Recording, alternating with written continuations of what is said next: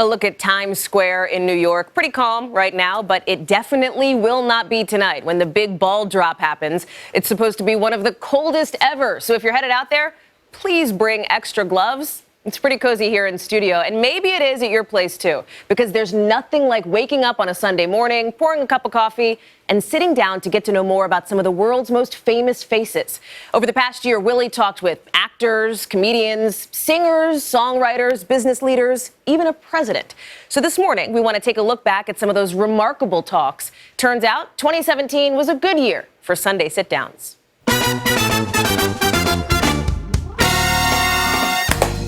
You're like Barbara Walters. Yo, yeah, you know me. You're gonna make me cry. No.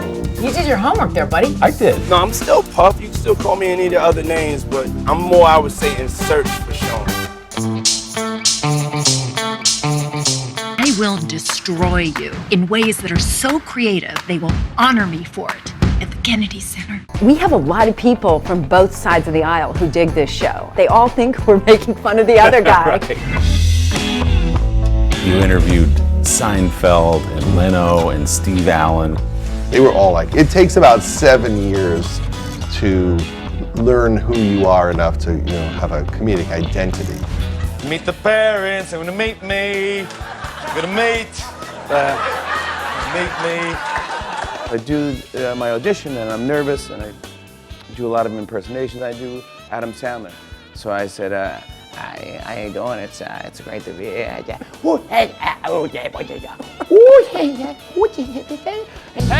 everybody, how's it going? Now, what's your posture toward Donald Trump? Our point of view is, what did he do yesterday? And is it important? I'm Mattia, to the damn DEA. Is that a blast to play that character? No, it's uncomfortable, it's hot, I hate the wig. The pantyhose are pulling the hair off my legs. But the great time I have is watching the audience reaction to it after it's done. You have hundreds of amazingly successful white dolls, but only 2 black dolls. African American. As a woman of color, the reality is that I've always felt a sense of responsibility in terms of the images that I portray. My first day of work showing up to the lot was the scene where we locked Lily in the car. So I'm charging across the lot screaming, "Oh my God, I'm gonna break it! God, I'm gonna break it! Do not break the window, you'll get glass on her!" Sir, please tell your wife to relax. Everything is going to be okay. That's a man. Really? Once I was on camera, I realized that there was no one really that looked like me. So I was representing a larger group of women, and I have to be really careful about it because it's a huge responsibility. I could go to any wedding this weekend and I would hear one of your songs, guaranteed. Do you like that? Yeah.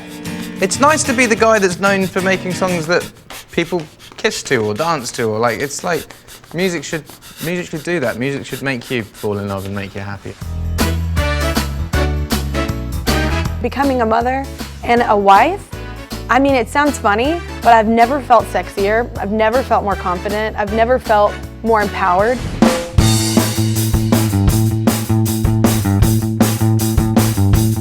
I still feel like I am that 21-year-old kid that got a record deal. Once I found out that you could be a songwriter for a living, I thought that was the greatest job that I'd ever heard of, and I was going to figure out how to get that job. What did the band look like at first? Did it resemble what we see today? Yeah, but way worse hair. 20 years, I can't believe it, 20 years since Biggie died. Biggie is the name that you know. He was just an African American person, and the facts speak for themselves on how many of those cases that are not related to somebody of a star stature, those cases don't get solved. Finally got a dad song good enough to play it for him, and I took him out to the car and Thanksgiving. At Thanksgiving. A lot of tears. What'd you think when you heard it? Tear up every time I hear it, and he would talk about it. All right, bring it back. Playing fetch with my kids. I was very shy as a kid, so acting is my place to, just be open. Was it ever hard for you inhabiting that guy all those years, the darkness that he carried around with him? It's a drag, pretending to be somebody that's so bummed out all the time. You never say thank you. That's what the money is for! Did you always feel like I'm gonna be a performer of some kind? Yeah, for sure. For sure. It would have been like weird to become a doctor. My family would have been like, why? What are you doing? That's a lot of work. How quickly after 9/11 did you find yourself at Camp Pendleton? Like February, I was gone. And I remember them asking me, like, are you on the run from the police because you're so anxious to go that it makes us nervous? I am your wife, and if you have a problem, we will fix it together. So I was feeling pretty down about myself, and then the script for This Is Us came along. I don't want to be absolutely devastated again if I somehow am lucky enough to be a part of this and then it doesn't move forward. And luckily that wasn't the case. There's legend in Hollywood about roles that you've passed up. Pretty Woman. Yes. Thelma and Louise. Yes. Silence of the Lambs. Yes. Ginger in Casino. Sharon yes. Stone. Basic Instinct. Yes. Wow. You've done your homework. Diana! Shield! Is it true, Gal, that before this audition came up for Wonder Woman, you were thinking about getting out of the business? Yeah. But then life shows up again. And they're like, I don't think so, Gal. I see my Kellyanne. Oh, Kellyanne. Come here. During the Access Hollywood tape, did you have any moments of doubt in there where you said, I don't know if I can do this? I had 0 moments of doubt, but I also know the difference in this country between what offends us and what affects us. When I talk about freedom of the press or immigration reform, I don't do so to criticize anybody. I do so because I want to share what I've learned.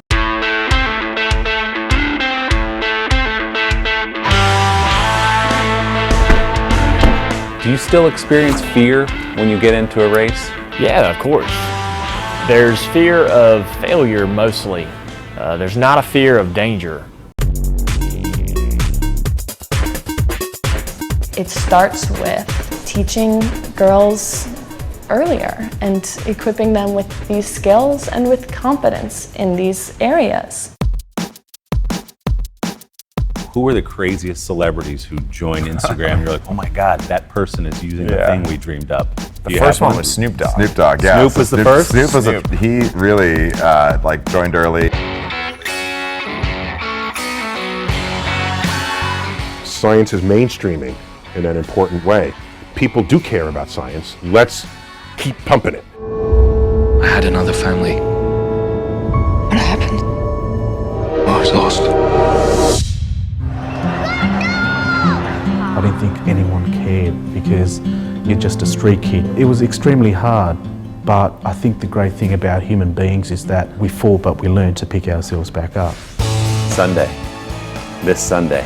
I'm the luckiest guy you'll ever meet. Oh my God, this is a dating show now. It's like Tinder on the Today Show. I spent 20 years trying to get out of this place. Who says you can't go home? How's that? Tell you what, watching that, I think Willie Geist has the best job in television. It has been a heck of a year, and you can hear more from all of Willie's interviews by checking out our web extras at today.com/Sunday. Hello, Today fans. Thanks for checking out our YouTube channel. Subscribe by clicking that button down there and click on any of the videos over here to watch the latest interviews, show highlights, and digital exclusives.